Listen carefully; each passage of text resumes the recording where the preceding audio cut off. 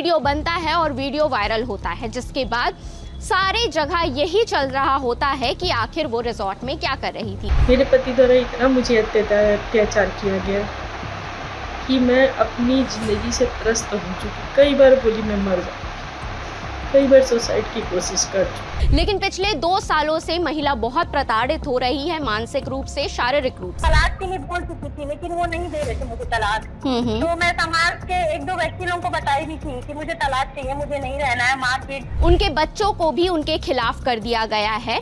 और तो और वो ये भी बताती है कि उन्होंने अपने ससुराल वालों को भी ये बातें बताई है, उन्होंने अपने मैके वालों को भी ये बातें बताई हैं।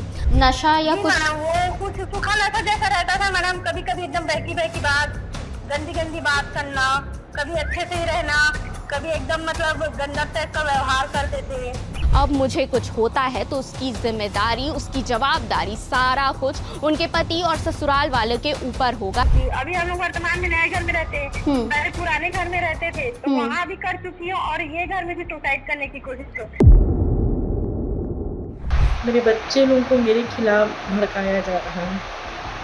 कोई बताइए, बच्चे माँ के लिए क्या सोच रहा। रिजॉर्ट वाली बात, मैं अपनी मर्जी से गई थी, इसमें अकबर तिलाला का कोई हाथ नहीं है और वो मदद करने आए थे।